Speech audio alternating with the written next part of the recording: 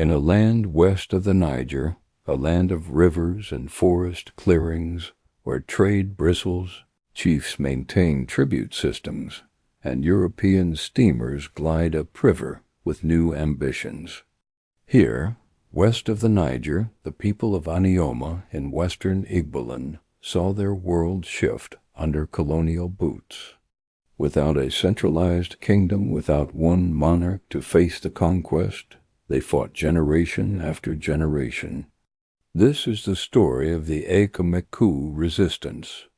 Over 30 years of defiance, in the shadows and in the thick off gunfire for land, culture, and dignity. After the destruction of the Benin Empire, the British imperial government set its sights on the hinterland. In their quest to pacify and impose colonial rule in the region, they clashed with the Igbos, leading to numerous wars across Igboland from 1860 to 1914.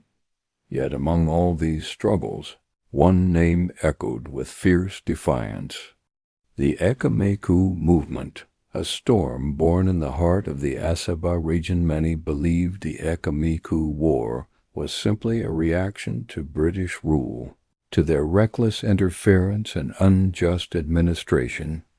But beneath that surface lay deeper fires: the invasion of Christian missionaries into local customs, their assault on sacred traditions, and the British ideals that threatened the old slave-owning elite.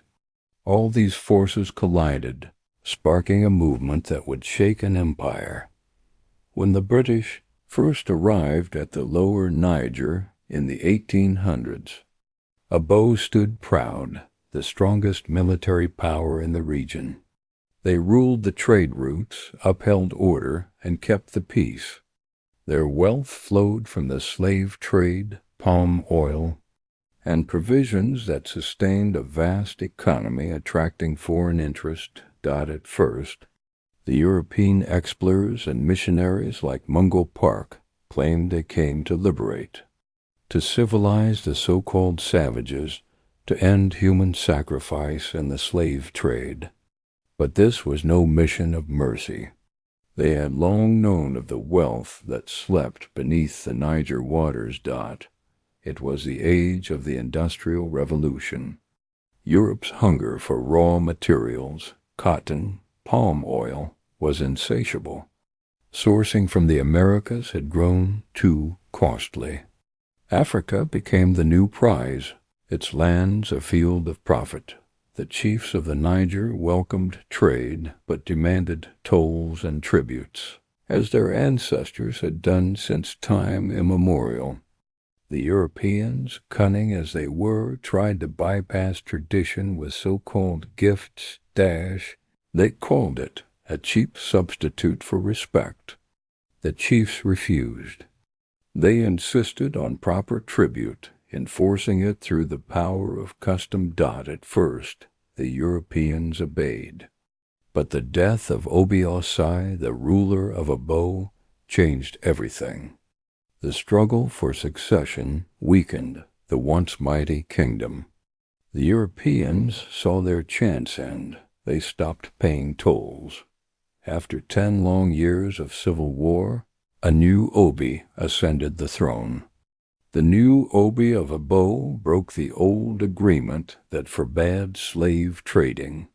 It was all the excuse the British needed. They sent their military. Their gunboats shelled the great kingdom, reducing the proud Abo throne to 4 small villages. Across the Niger, chaos spread. European traders refused to pay tributes, hiding under British protection. The chiefs fought back, seizing their dues by force. Complaints flooded Europe, and traders cried for soldiers to protect them from the savages. Even after they had reneged on their initial agreement in 1877, David McIntosh of the West African Company wrote to the British government. 2 years later, Captain Burr was dispatched. His orders were simple: quell the natives. He did so with ruthless precision. The cannons thundered a bow, Onitsha and the neighboring towns burned under British bombardment. Even Ida, the ancestral home of the Ijas, fell into ashes. The Atta of Igala, once a powerful figure, was now broken. Yet, even after these massacres, the conquest continued. The lower Niger trembled under new campaigns led by Sir George Goldie Topman. Goldie saw opportunity in chaos. He watched 4 British companies crumble under competition from 2 powerful French firms. His answer? Monopoly. He bought them all, French and British alike, merging them into a single empire of trade. The Africans paid the price. Goldie bragged to London that he had improved commerce. He requested a royal charter and received it. To justify it, he lied, claiming that the chiefs had agreed to abolish slave trading and human sacrifice. And so, a new name was born, the Royal Niger Company. Backed by royal power, the company unleashed conquest upon the land, annexing towns, destroying villages, and killing without mercy. Its army, made up of Europeans, Hausa, Yorubas, and Fantis, became a force that turned Africans against their own. Meanwhile, in Asaba, missionary influence grew, but only among slaves, outcasts, and strangers. The freeborns resisted, seeing the missionaries as enemies of tradition. To them, human sacrifice and ancestral customs were sacred, and going away from their way of life was barbaric. Missionaries like Bishop Samuel Ajay Crowther, Annex Yoruba slave who rose to become bishop, preached equality and the end of sacrifice. But his words fell on hostile ears. Then came Sir James, a Romanist and judge from the Gold Coast. His message was blunt. If the chiefs continued human sacrifice, he would use force. They laughed him off as they had done to others before him, and carried on. But when word reached Sir James that sacrifices persisted, he gave the order. The Royal Niger Company's troops descended upon Asaba, bombarding it without mercy. The people fled to Igbuzo and Akpanam, seeking refuge. From the hills, they watched as their slaves and converts defied the old ways, attending church, learning foreign tongues, betraying their ancestors. They called them Endi Naka Eni Yuka, those who spy on us. Soon they were simply known as Nendi Yuka, the Christians. The freeborn mocked the new faith, calling their gathering Yuka Igul, the assemblies of slaves. At first many slaves embraced the new religion, believing the British would abolish slavery. But when news came from London forbidding missionaries from interfering in the slave trade, hope died, and so did their faith. The people of Igbuzo and Takanam watched the growing British interference in local politics, the exile of the Oba of Benin, the fall of kingdoms. They knew what was coming. They felt it in the wind, a storm rising from the heart of their land. From that wind came a whisper. From that whisper, a vow. And from that vow, a movement that would defy an empire the Ekumeku had risen. When the news of the destruction of the Benin Empire spread like wildfire, echoing across Western Igboland, it stirred fear, anger, and a burning determination among the people of Igbuzo and Akpanam. In response, their youth clubs transformed into military regiments known as Otu Aya, each comprising at least 20 men and named after their patrons. Those patrons formed what became known as Otu Ochichi, the new instruments of war that would soon rise against the colonial armies. After the destruction of Asaba in 1888, The missionaries shifted their focus to Isel Aku.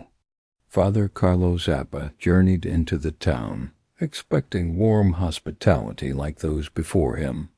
But the shadow of Asaba's ruin hung heavy, and instead of open arms he was met by messengers of Obi Igbuna, who led him first to Mokwenye and finally to Chidi, the Obi's mother, before being taken to the Obi himself. The encounter between Father Zappa and Chidi was calm, yet filled with empathy, a meeting that would profoundly move the mother of the Obi. But when Zappa stood before Obi Igbuna, the air turned tense. The priest wasted no time in condemning the slave trade and the customs of the people. He spoke against human sacrifice and even criticized other sacred traditions. To Obi Igbuna, these were grave insults.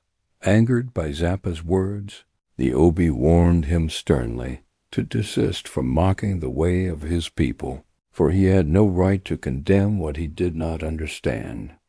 Then he sent the missionary away, saying he would reflect on their discussion and summon him later. But in the quiet chambers of the palace, Chidi's heart had already been stirred.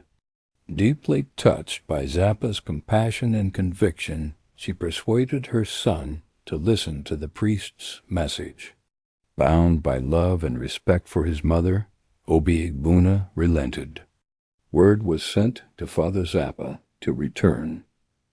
When he came back to Isel-Aku, he was granted a parcel of land, and upon it a church was raised. In time, Obi Igbuna began campaigning against his people's traditions. He released all his slaves and set them free. The chiefs of Isel-Aku watched in growing alarm. They saw the growing influence of the whites and the Christians over their Obi, and fear gripped their hearts. They gathered secretly, demanding that the Obi abdicate his throne. This tension spiraled into a civil war. Chiefs from neighboring villages, already members of Otu Ochichi, sent warriors to aid in removing the Obi from power. Even the Izan people, wary of what the missionaries had done to the Brass people, joined the cause. Father Zappa and Obi Igbuna, now besieged and outnumbered, called upon the Royal Niger Company for help. In January 1898, RNC troops were dispatched to Isel-Aku, but instead of defending the Christians, they attacked Igbuzo. This forced the Otu Ochichi warriors to leave Isel-Aku and defend their kinsmen in Igbuzo. For 6 brutal weeks, the Otu Ochichi and the RNC troops clashed in fierce battle. The air was filled with smoke and the cries of war. In the end, the RNC emerged victorious. They set Igbuzo ablaze, killing countless chiefs. The defeated Otu Ochichi scattered into the forests. Seeking refuge, Lieutenant Festink imposed what he called forced peace upon Igbuzo. The chiefs were made to abandon human sacrifice. Their borders were forced open to strangers. Missionaries were allowed to settle and build churches in 3 towns. A new order was imposed. A king and a council of 12 elders were appointed to rule, answerable only to the RNC. The ancient authority of Igbuzo's people was thus dismantled, but the fire of resistance was far from extinguished that the Otu Ochichi, though defeated, refused to surrender. They retreated into the shadows and adopted guerrilla tactics. By June 1898, they had reorganized and began striking again, targeting Christians in Isel-Aku.